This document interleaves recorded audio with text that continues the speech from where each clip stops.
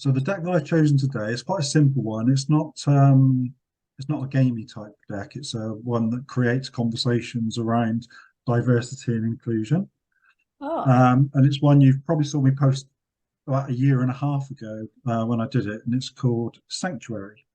okay. Um, so the I'll go into it in a moment, but the basic premise behind it, or the basic idea that I had, is that I wanted to create conversations around diversity and inclusion, and I wanted to do it from the perspective of getting the participants within the conversation to be the kind of minority group.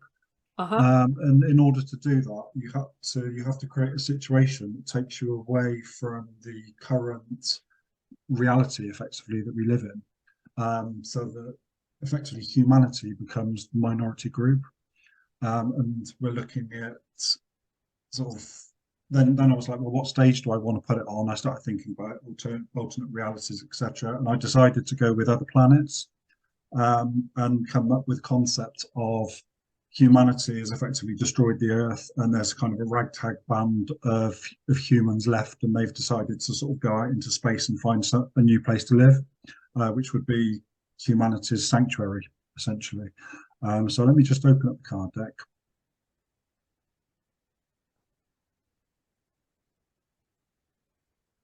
Let me just reduce the two of us down so that I got space. I'm going to do the same that you did earlier, Sarah, with your card deck, and just make it a bit bigger because there's quite a lot of text on these cards. So the first thing I'm going to do is, so I've put a little explainer card on here. So I'm just going to flip that one over first. So you might see a bit of a theme going on here, that it feels a bit Star Warsy. So not such a long time ago, in a galaxy far, far away, and I've put, having ruined their own planet, a ragtag band of human refugees, so you seek sanctuary among friendly alien worlds. Find the best prospect for survival, acceptance, and fair integration. And then what I've done is I'm just going to put it into gallery format first. And I've created a lot of different alien species on here. What I'll do, Sarah, is I'll kind of scan through them, and if you pick a couple out, and we just pull a Okay. couple out to talk about. So I'll just kind of go through, and if you see one you think, yeah, I like the look of that one, we'll pop it over into the gallery. I think I like the Zyphod Zyphod, so we'll pull that one over. and Silurians. And Silurians. But being a Star Trek fan, that probably looks a bit familiar. Yes, that looks very So Borgish. yeah, so I'll put it into stack format. I'm just going to pull these two over. And then what I've done on each card, as you can probably see, I'll start off with the Zyphod. Okay. And I'll just give a little explainer on what's on each card then. I'm just going to select that card over here to get rid of that blue border. So I put what sort of type of species it is. So this one's a mammalian Zyphod, from the planet Xylantia. And what I've done is I've put the approximate sort of population of 4 million, and these would be the dominant species on that planet. Uh-huh. I've then put the little diagram below so you can kind of get a scale difference between humans and what that dominant species is, because that can generate some quite interesting conversations in itself, especially if I'll just come over here and look at the different, what we got. I'm just trying to find something. So if you look at the scale of that one, it's quite I different. am Groot. Yeah, so that was a great. There's a lot of things in here that have. I mean, I've got a thing in there called I think it's called a hookie, which is like a bit like a Wookiee, but it's more like an Ewok of the sort of scale Yeah. of it. But I've got all different kinds of things in there. But basically on the cards, you've got the. If I flip it over first, so you've got the natural environment of the planet, and it just gives you some details about the planet itself. So this one's a. What do we got? I can't quite read that properly, actually. I like the fact they've got a I've got, busy therapy sector. I've got Is the it planet in the way. polyamorous relationships that bring that about? Yeah. So effectively, we've got the natural environment. So what's the natural environment there look like, and what might that be like for a human to try and kind of live within? And then a bit about the civilization and culture. So yeah, so this one's they're welcoming and friendly, and then we've got the polyamorous relationships, etc. And then we've got some details about the species itself being the zyphod. So their hidden characteristics. So we've got not so much hidden, but it's a male and female single unit reproduction, average lifespan 65 years, and but the male sprouts 13 years after the female. So that could be interesting in itself with a grown female, then suddenly the male that becomes its life companion, but is born kind of 13 minutes later into the same unit. And then behavioral traits. So each personality is the polar opposite of the other. So it's an odd cocktail of age gap, conflict, and balance. So then it's having a conversation really about, well, what might their planet look like? What might the entire kind of civilization that they've created look like? And using this kind of information on this side of the card, on this side of the card, I've created this second set of cards that actually gives some sort of facilitated guide to be able to explore different areas of each card. So the culture, so how might cultural similarities or differences impact successful integration? So you can either pull them over onto the tabletop, or you can just select them on here and flip through. So you've got indigenous behaviors, how might any ingrained instincts and behaviors in the dominant species impact how they treat their neighbors. And then it's basically just focusing on all different areas. So you've got physical attributes, so how may the physical attributes sort of affect their attitudes towards us because we're so physically different. And it's just effectively covering all the sort of areas of diversity and inclusion, but from the perspective of, with us being that minority group trying to fit in on their planet. So effectively, the cards generate this conversations. So we have the mental attributes, rituals and beliefs. I mean, there are different species within that deck that are, that eat each other. There are ones that, if they smell a lot, they have a higher status in society. There are all sorts of weird things going on within that kind of deck of cards. Then if we look at the Silurian here, so this planet is Silos 4, which is basically, as you might have imagined, a big space station. It's planet-sized, completely artificial, adjustable climate and atmosphere, facilities and gravity. So, how may humans fit into that? Then we've got the cyborg biotech civilization focused entirely on species perfection. There's a myriad of sentient organic life forms living and trading here, and they're tolerated. And then some details about them. So futile. Yeah. So you can imagine what life might be like for a human on that planet, and how do we go about integrating. So some rituals and beliefs may be more important to have conversations about. Some communication, because some are going to be more difficult to communicate with than others. We've got work. So what might our prospects as humans be sort of to work in the potential work environments there, and what might those work environments look like? And how is that going to feel for a human? Then we've got the natural environment itself, and how might the natural environment impact a human?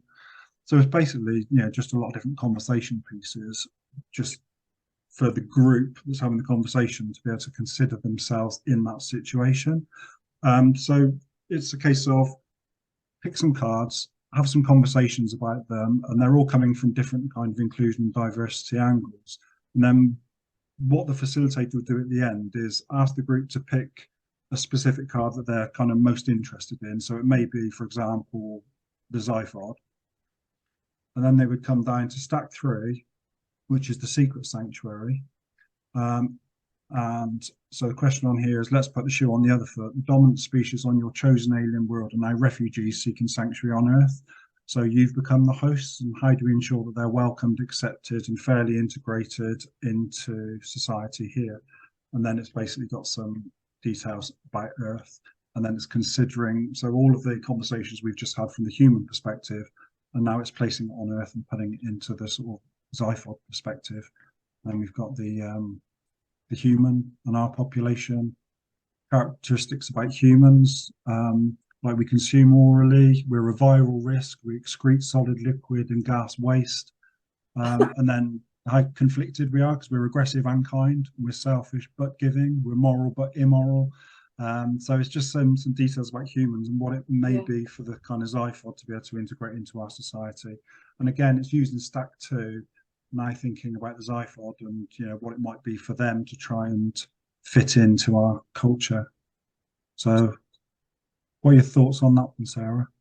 Yeah, it's really cool. I mean, you're right. It has a lot in common with the deck I've just been showing you, because it's all about that idea of using a different, well, world building, I guess, to build those conversations.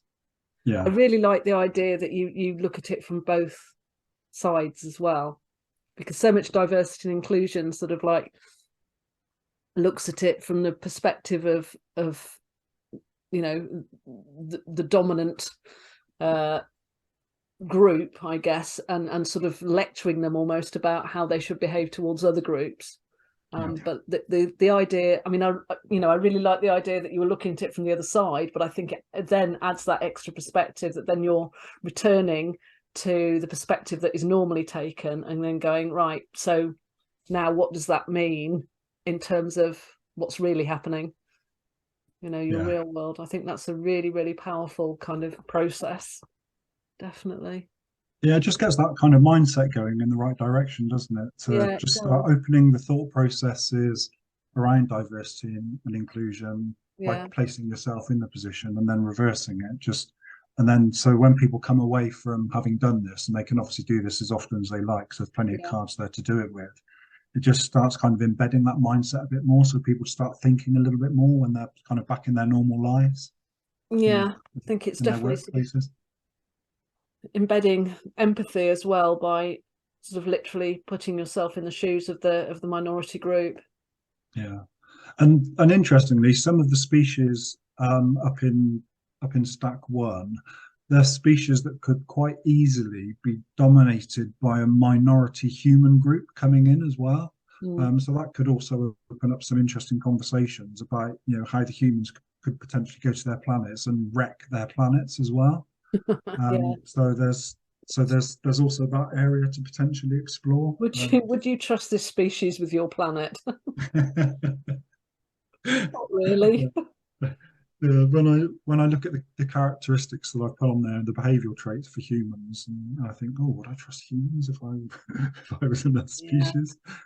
But then, I suppose from the same perspective, how are humans going to react to Silurians coming onto our planet, knowing, what their behaviour is potentially like and what their kind of goals are? So there's lots of interesting little species on there Really, too. really interesting sort of conversations that could be opened up, definitely. Yeah, I've got a shapeshifter there, a scimitar. Um, So there's quite a lot of Odo. Star Trek and Star Wars Yeah, influence there's a lot within of these Star cards. Trek in there. I've actually got a Star Ah, Trek T-shirt on today as well. so, Like, oh, sorry, can we go back to that one? which one? That purple one. What, the almost Yoda-like thing, or that? I was wondering, The, was it Yoda or is it Ferengi? It's Yoda, is it? it's kind of a bit of both, because funnily enough, um, so on this one, let me just go into just flip it over. Was it this one? And Definitely I'm the natural environment's very Ferengi.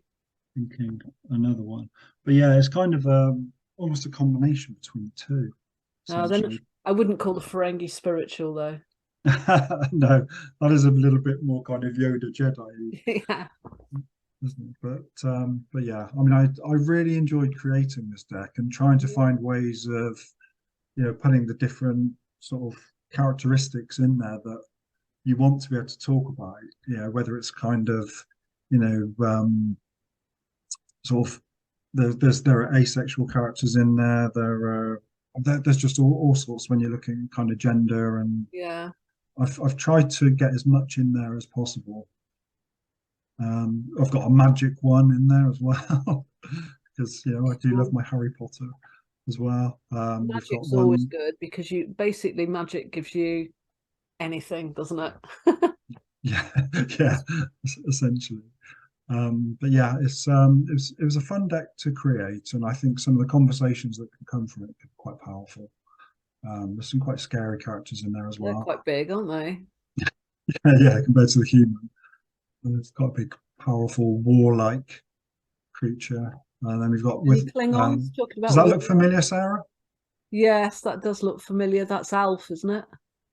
No, this is. Can you remember the little creature that hangs about by Jabba the Hutt's tail?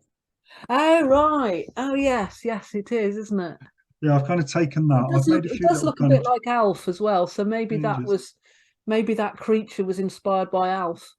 Yeah, there's a little bit of Alf in there as well. But I've some of the features that I've added might take it more kind of down that direction as well. But Uh-huh. Eats wood. got combustible feces, Well, profit we've all got orientated. combustible feces if you leave it to dry out long enough. Yeah, quite true. Yeah, poor hygiene. So this is the Ferengi bit coming in here. Look, big ears signify high My business business acumen. acumen. Yeah. So yeah, there's little kind of little features here and there. Well, that Oh, one's a I'm so much symbiont, a nerd. which is kind of very Stargate orientated, I suppose. Yeah. Yeah. But I'm a bit of a geek when it comes to all of my Yeah, me too. alien stuff. The Got any, Swampy have I like. you got any symbionts in there? Yeah, well, that was a symbiont. We were just Oh, was looking it? at. Yeah, that one. I wasn't listening. Sorry. Yeah, so I was really that looking at one's you. a symbiont. That's why it's so tiny next to the human there. Ah. And that's on Sporlac. Uh, Uh-huh. so yeah, again, yeah, we've got humans arriving here. So we've got this is an intergalactic trading hub with a myriad of alien species. To host a native symbiont is a huge honor. Hosts are revered, almost with a godlike status. Ah. So There's our definitely a humans, Jadzia Dax thing going on there. yeah. So you can see I'm quite heavily inspired by a lot of what goes on. I think this one I was inspired by something in Monsters versus Aliens. Ah, yeah. He's got a lot of eyes there. But these ones, they actually merge with each other as well. It's quite an interesting little characteristic. Kind of like the Yeah, blob. all sorts of stuff. These ones, they've got a tattoo that forms naturally. And when they get 80% coverage, that's when within their culture they effectively have to be killed off. Oh wow. Um, I've got a so, tattoo in my deck as well. So there's have you? yeah, there's there's a virus, a sorry, a necrotizing bacterium that causes like markings on the skin that look like tattoos. All right. And people have deliberately infected themselves with this necrotizing bacterium to get these like really surreal tattoos. Cool. It's been outlawed now, obviously, because it's quite dangerous. But there's a very brisk tourist trade. So obviously, you know, the questions around there are around what people are willing to do for beauty. You Yeah. know, things like Botox injections and so on, which you are literally you know, injecting yourselves with the toxins from a bacterium. Yeah. Yeah, But interesting. were you thinking of that before that, or did that come from did the idea develop the idea of the Botox after? Was it the chicken before the egg, or So some of the way the deck started is it came from the images to start off with, and I found that, you know, some of the images were really weird, and the stories came out of the images, and then once I'd realized, oh, I can make a deck out of this, and I can kind of see the direction the deck's going in, I started being a bit more deliberate about what I was doing, but actually that didn't work quite as well. So I kind of went back to where I'd gone before, which was really just making images that I like the look of, and then coming up with the stories when I saw the images. So I can't honestly remember with the tattoo which one came first, but I did similar when I was drawing the aliens. Some of them I already had an idea of, okay, what area of diversity and inclusion do I want to generate a discussion about on this card?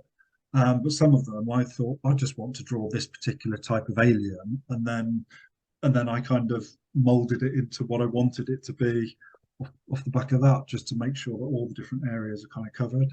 And that's the fun of it, isn't it? That you can yeah, kind of extrapolate off in kind of either direction really.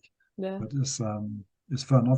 One of the species I've got in there, they're quite Amazon-like. I think I used a picture of Wonder Woman and modified that for the character, but that was a species that's sort of a very, obviously female-dominated warrior society. And then what's it going to be like for these sort of humans coming in to that society when there are males within the society, but they're the ones that are actually sort of in servitude of the females as well. Yeah. And that's sort of created quite an interesting potential conversation. Yeah, I love those kind of cards. Yeah. So yeah, really interesting that I picked that card deck to show you today after seeing your card deck. And very coincidental. Yeah. But I think it might be a bit of a long show and tell today. Yeah, definitely. Yeah, I mean we've been at it for what, hour and 10 minutes now. An hour and 10 minutes. It flies by, doesn't it? When you're talking about something that you're yeah, when you're talking about something you're passionate about. Yeah, absolutely. But yeah, it's good fun.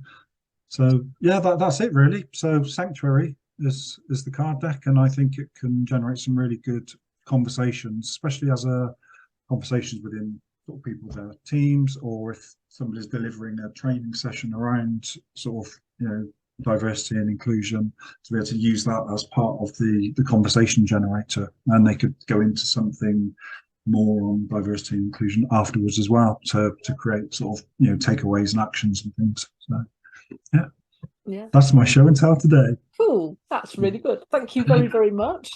And yeah, looking forward to the next one. It's always a pleasure.